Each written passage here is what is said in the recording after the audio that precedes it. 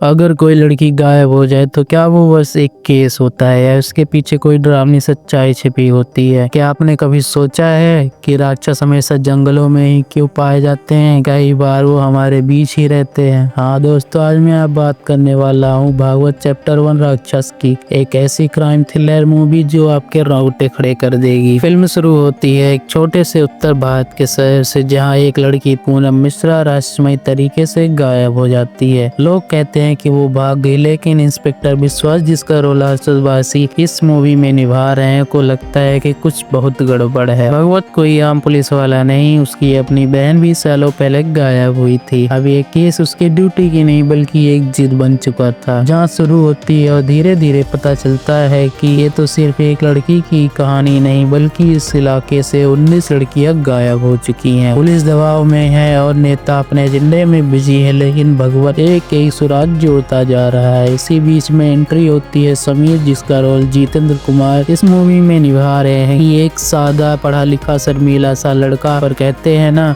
सबसे बड़ा खतरनाक वही होता है जो मासूम दिखता है। समीर की जिंदगी में आती है मीरा, यानी कि आयशा कारूसकर, एक भोली सी लड़की जिसे लगता है कि समीर उसका सच्चा प्यार है। दोनों की प्रेम कहानी चल रही होती है, पर धीरे धीरे समीर का दूसरा चेहरा सामने आने लगता है। फोन रिकॉर्ड्स, सीसीटीवी, पुराने केस, सब कुछ एक ही शख्स की तरफ इशारा करने लगता है, वो है समीर। तभी एक चौंकाने वाला मोड़ आता है जब पता चलता है कि समीर का असली नाम राजकुमार सिरितिया है और वो पहले से शादीशुदा है, और वो भी दो औरतों के साथ। अब इंस्पेक्टर भगवत समझ जाते हैं कि जिसे वो आम लड़का समझ रहा था, वो दरअसल उसी राक्षस की तलाश में था जो सालों से औरतों को निगल रहा है। कई बार राक्षस इंसान के रूप में आते हैं और इंसान उन्हें पहचान नहीं पाता है। इस फिल्म के आखिरी हिस्से में कहानी कोर्ट रूम तक पहुँचती है। मीरा गवाही देती है, सिस्टम कांप उठता है और इंस्पेक्टर भगवत के सामने सवाल खड़ा होता है, कानून का रास्ता चुने या फिर इंसान का। समीर का चेहरा ठंडा है, आवाज शांत है, जैसे उसे किसी